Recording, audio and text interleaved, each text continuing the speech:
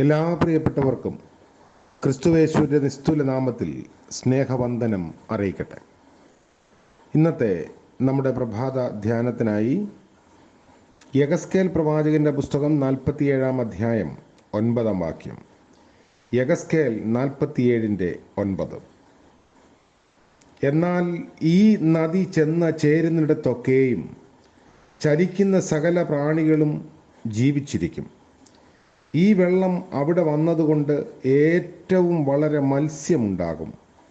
ഈ നദി ചെന്ന് ചേരുന്നിടത്തൊക്കെയും അത് പദ്യമായി തീർന്നിട്ട് സകലതും ജീവിക്കും.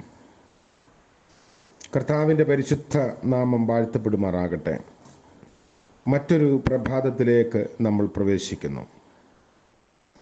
ഇന്നത്തെ ജീവിതാനുഭവങ്ങളിലേക്ക് ദൈവകൃപയിൽ ശരണപ്പെട്ട് നമുക്ക് പ്രവേശിക്കാം. പരിശുദ്ധാത്മാവിൻ്റെ വ്യത്യസ്തമായ അനുഭവങ്ങൾ നമ്മുടെ ജീവിതത്തെ എങ്ങനെയൊക്കെയാണ് വളർത്തി അതിനെ സമൃദ്ധമാക്കി തീർക്കുന്നത് എന്ന് നമ്മൾ ധ്യാനിച്ചുകൊണ്ടിരിക്കുന്നു. പരിശുദ്ധാത്മ നദി എന്ന തലക്കെട്ടിലാണ് ഇപ്പോൾ നമ്മളുടെ ചിന്തകളെ മുന്നോട്ട് നയിക്കുന്നത്. ശുദ്ധീകരിക്കുന്ന വെള്ളമായി പരിശുദ്ധാത്മാവിനെ കഴിഞ്ഞ ചിന്തയിൽ നമ്മൾ പങ്കുവച്ചു. ഇന്ന് ജീവിപ്പിക്കുന്ന വെള്ളം, പരിശുദ്ധാത്മാവ് ജീവിപ്പിക്കുന്ന വെള്ളം എന്നത് നമുക്ക് ചിന്തിക്കാം. ജീവന്റെ സ്രോതസ്സാണ് വെള്ളം. പ്രകൃതിയിൽ ജീവനും ചൈതന്യവും വരുത്തുന്നത് വെള്ളമാണ്. യഗസ്കേൽ പ്രവാചകൻ ദേവാലയത്തിൽ നിന്നുള്ള നദീപ്രവാഹത്തിൻ്റെ അത്ഭുത സാധ്യതകളെ വർണ്ണിക്കുമ്പോൾ പ്രസ്താവിച്ചതാണ് നമ്മൾ വായിച്ച വേദഭാഗം. ഈ നദി ചെന്ന് ചേരുന്നിടത്തൊക്കെയും ചലിക്കുന്ന സകല പ്രാണികളും ജീവിക്കും. അല്പമാത്രമായ ജീവനോടുകൂടി കഴിയുന്ന ചൈതന്യമാർന്ന ജീവന്റെ തുടിപ്പുള്ളതായി തീരുന്നു എന്നതാണ് ഇതിൻ്റെ അർത്ഥം. ഇതാണ് പരിശുദ്ധാത്മാവും ചെയ്യുന്നത്. ചത്തതിനൊക്കുമേ ജീവിച്ചിരിക്കലും എന്ന അവസ്ഥയിൽ നിന്ന് യഥാർത്ഥമായ ജീവന്റെ അവസ്ഥയിലേക്ക് മാറ്റപ്പെടും. അതിന് സമൃദ്ധിയായ ജീവൻ എന്ന് വിശേഷിപ്പിക്കാം. പരിശുദ്ധാത്മാവാണ് ഇത് കൈവരുത്തുന്നത്. പരിശുദ്ധാത്മാവിനെ ലഭിക്കുമ്പോൾ ശിഷ്യന്മാർക്കുണ്ടാകുന്ന അനുഭവത്തെ പറ്റി കർത്താവ് വെളിപ്പെടുത്തി.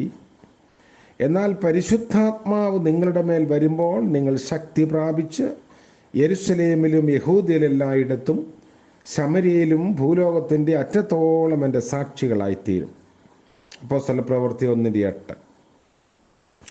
മനുഷ്യൻ്റെ ധാർമ്മികവും ആത്മീകവുമായ പ്രശ്നങ്ങൾ പരിഹരിക്കപ്പെടാൻ പരിശുദ്ധാത്മ ശക്തി അല്ലാതെ മറ്റൊന്നില്ല. പൗലോസ് എഫെസോസിലെ ക്രിസ്തീയ സമൂഹത്തിന് വേണ്ടി പ്രാർത്ഥിച്ചു. വിജാതീയ സമൂഹത്തിൻ്റെ സമ്മർദ്ദങ്ങളും ഭീഷണികളും അവർക്ക് നേരിടേണ്ടി വന്നു. അതുകൊണ്ട് അപ്പോസ്തലൻ പ്രാർത്ഥിച്ചു, നിങ്ങളുടെ ആന്തരിക മനുഷ്യൻ ബലപ്പെടുവാൻ ദൈവത്തിൻ്റെ മഹത്വത്തിൻ്റെ സമ്പന്നതയിൽ നിന്ന് അവിടുത്തെ ആത്മാവിൽ കൂടി നിങ്ങൾക്ക് ശക്തി ലഭിക്കുവാനും. എഫേസ്യർ 3:16 നമ്മളിത് വായിക്കുന്നത്. അപ്പോസ്തോലിക സഭ ഭീഷണിയും എതിർപ്പും നേരിട്ട ഒരു സന്ദർഭം. അപ്പോസ്തലന്മാർ തന്നെ ബന്ധനത്തിലാണ്.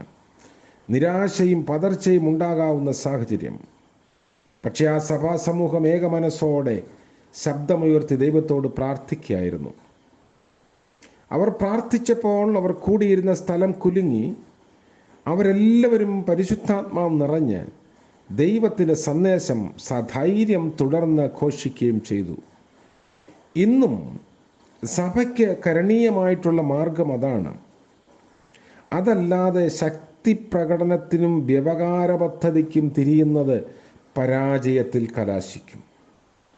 നമ്മുടെ വ്യക്തിജീവിതത്തിൽ പരാജയബോധത്തോടും നിരാശാചിത്തരായും നമ്മൾ കഴിയുകയാണ്.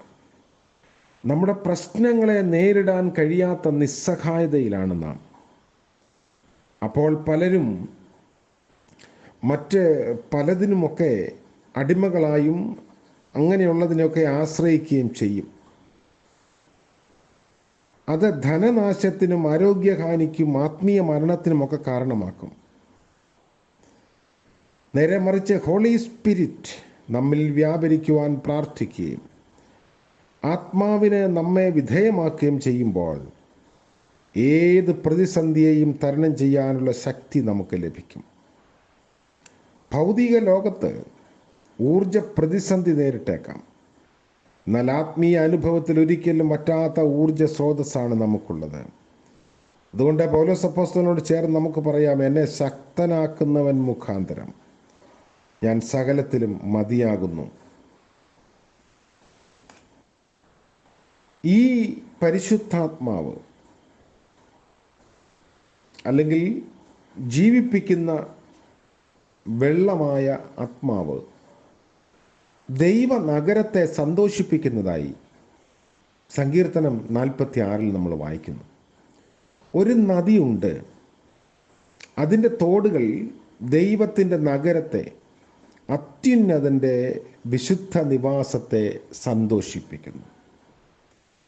ദൈവത്തിൻ്റെ നഗരമെന്നും അത്യുന്നതൻ്റെ നിവാസ സ്ഥലമെന്നും വിശേഷിപ്പിച്ചിട്ടുള്ളത് യെരുശലേമിനെ കുറിച്ചാണ്. എന്നാൽ പരോക്ഷമായി അത് സഭയെ സൂചിപ്പിക്കുന്നു. കാരണം സഭ ദൈവത്തിൻ്റെ അധിവാസ സ്ഥലമാണ്. സഭയിൽ വ്യാപരിക്കുന്ന നദി പരിശുദ്ധാത്മാവാണ്. ആ നദി ദൈവമന്ദിരമാകുന്ന വിശ്വാസിയുടെ ജീവിതത്തെ സന്തോഷമുള്ളതാക്കി തീർക്കുന്നു. പൗലോസ് ചോദിക്കുന്നു, നിങ്ങൾ ദൈവത്തിൻ്റെ മന്ദിരമെന്നും ദൈവത്തിൻ്റെ പരിശുദ്ധാത്മാവ് നിങ്ങളിൽ വസിക്കുന്നുവെന്നും അറിയുന്നില്ലയോ? ദൈവത്തിൻ്റെ മന്ദിരമായ നമ്മെ ദൈവത്തിൻ്റെ ആത്മാവായ നദി സന്തോഷിപ്പിക്കുന്നു. പരിശുദ്ധാത്മാവ് നമ്മിൽ വ്യാപരിക്കുമ്പോൾ അനിർവചനീയമായ ആനന്ദാനുഭൂതി നമുക്കുണ്ടാകും. ഇത് ഇന്ദ്രിയാധിഷ്ഠിതമോ ഇന്ദ്രിയജന്യമോ ആയിട്ടുള്ള ഒന്നുമല്ല. നമ്മുടെ അന്തരാത്മാവിൽ നമുക്ക് അനുഭവപ്പെടുന്ന ദിവ്യമായ സന്തോഷമാണ്. പരിശുദ്ധാത്മാവ് നമ്മിൽ ഉളവാക്കുന്ന സന്തോഷത്തെപ്പറ്റി പൗലോസ് സൂചിപ്പിക്കുന്നു. ദൈവരാജ്യം ഭക്ഷണവും പാനീയവുമല്ല, നീതിയും സമാധാനവും പരിശുദ്ധാത്മാവിൽ സന്തോഷവും ആകുന്നു. റോമാലേഖനം 4-ാം അധ്യായത്തിൽ. അതുകൊണ്ട് നൈമിഷികങ്ങളും ഇക്കിളിപ്പെടുത്തുന്നതുമായ സന്തോഷത്തിനായി ഇന്ന് അനേകർ പരക്കം പായുമ്പോൾ, അല്ലെങ്കിൽ അനേകം സാഹസങ്ങൾ കാട്ടിക്കൂട്ടുന്നു. അവിടെ മദ്യവും മയക്കുമരുന്നും രതിക്രീഡകളുമെല്ലാം അതിന് ഉപാധികളായി കണ്ടെത്തുന്നു. അവർക്ക് ലഭിക്കുന്നതോ അത്യന്തം നിരാശയും ശൂന്യതാബോധവുമായിരിക്കും. ആത്മീയ സന്തോഷം ബാഹ്യമായ ഏതെങ്കിലും ഉപാധികളിൽ നിന്ന് ഉളവാകുന്നതല്ല. അത് ആന്തരികമായി ഉയരുന്ന അനുഭൂതിയാണ്. കർത്താവ് ശിഷ്യന്മാരോട് പറഞ്ഞു, എൻ്റെ സന്തോഷം നിങ്ങളിൽ ഇരിപ്പാനും നിങ്ങളുടെ സന്തോഷം പൂർണ്ണമാകുവാനും ഞാനിത് നിങ്ങളോട് സംസാരിച്ചിരിക്കുന്നു. കർത്താവിന് സന്തോഷം ഉണ്ടായിരുന്നുവോ എന്നതാണ് ചോദ്യം. ഇത് പറയുമ്പോൾ വിമർശനങ്ങളുടെയും പരിഹാസത്തിൻ്റെയും എതിർപ്പുകളുടെയും നടുവിൽ ജീവിച്ച തനിക്ക് എന്തായിരുന്നു സന്തോഷിക്കാനുണ്ടായിരുന്നത്? കർത്താവിനെ ദുഃഖപുത്രനായിട്ടാണ് അധികവും ഒരു പക്ഷെങ്കിൽ നമ്മൾ ഓർത്തിട്ടുള്ളത്. പുഞ്ചിരിക്കുന്ന ഒരു കർത്താവിനെ വളരെ അപൂർവമായി മാത്രമേ ചിത്രകാരന്മാർ അവതരിപ്പിക്കുന്നുള്ളൂ. കർത്താവ് എപ്പോഴും ദുഃഖം ഘനീഭവിച്ച മുഖത്തോടു കൂടി ആയിരുന്നുവോ പ്രത്യക്ഷപ്പെട്ടത്? യെരുശലേമിനെ ഓർത്തും ഇസ്രായേലിൻ്റെ നാശത്തെ ഓർത്തും അവിടുന്ന് കരഞ്ഞിട്ടുണ്ട്. ലോകത്തിൻ്റെ പാപഭാരം തന്നെ അസ്വസ്ഥ ചിത്തനാക്കിയിട്ടുണ്ട്. അതൊക്കെ ശരിയാണ്. എന്നാൽ അവിടുത്തെ ഹൃദയത്തിൽ അനിർവചനീയമായ ഒരാനന്ദം അനുഭവിച്ചു. അതുകൊണ്ടാണ് എൻ്റെ സന്തോഷം നിങ്ങളിൽ ഇരിക്കാനും എന്ന് പ്രസ്താവിച്ചത്. ഈ സന്തോഷം അനുസ്യൂതം പിതാവിനോടുള്ള ബന്ധത്തിൽ ജീവിച്ചതുകൊണ്ട് ഉണ്ടായതാണ്. കാരാഗൃഹത്തിൽ കഴിഞ്ഞ പൗലോസ് കൈകാലുകൾ ബന്ധിക്കപ്പെട്ട അവസ്ഥയിലായിരുന്നു. ക്ലേശപൂർണമായ ഈ സാഹചര്യത്തിൽ കഴിയുമ്പോഴാണ് ഫിലിപ്പിയിലെ സഭയ്ക്ക് എഴുതുന്നത്. 4 അധ്യായങ്ങൾ മാത്രമുള്ള ഈ ചെറിയ കത്തിൽ ആവർത്തിച്ചു പറയുന്ന ഒരു സന്ദേശം സന്തോഷിപ്പീൻ എന്നതാണ്. 16 പ്രാവശ്യം സന്തോഷം എന്ന പദം ക്രിയാരൂപത്തിലും നാമരൂപത്തിലുമായി പൗലോസ് ഉപയോഗിക്കുന്നുണ്ട്. നിങ്ങളെപ്പോഴും കർത്താവിൽ ആനന്ദിക്കുക. വീണ്ടും ഞാൻ പറയുന്നു, ആനന്ദിക്കുക. ഹൃദയാന്തർഭാഗത്ത് ആത്മീയ ആനന്ദം അനുഭവിക്കാത്ത ഒരാൾക്ക് ഇങ്ങനെ ആനന്ദത്തിൻ്റെ പല്ലവി ഉയർത്താൻ കഴിയില്ല. അപ്പോസ്തലന്റെ ആനന്ദം ഏതെങ്കിലും ബാഹ്യമായ ഘടകങ്ങളുടെ അടിസ്ഥാനത്തിലായിരുന്നില്ല.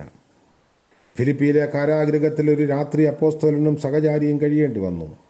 ചാട്ടവാറിൻ്റെ പ്രഹരമേറെ ഏറ്റ ശേഷം കാലുകൾ ആമത്തിലും കൈകൾ ചങ്ങലകളിലും ബന്ധിക്കപ്പെട്ട അവസ്ഥയിൽ ആ ഇരുട്ടറയിൽ കഴിയുമ്പോൾ അർദ്ധരാത്രിക്ക് പൗലോസും ശീലാസും പ്രാർത്ഥിച്ച് പാടി സ്തുതിച്ചു.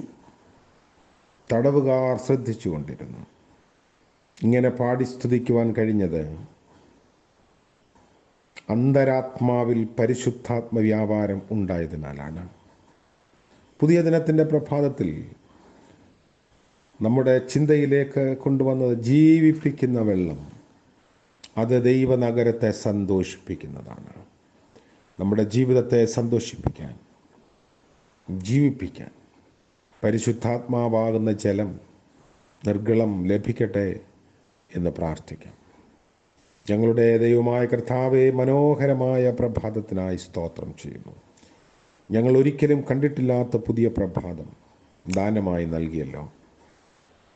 ഇന്നത്തെ പകൽക്കാല ജീവിതത്തിൽ കർത്താവിനോടുള്ള ബന്ധത്തിലായിരിക്കാൻ ഞങ്ങളെ സഹായിക്കണമേ.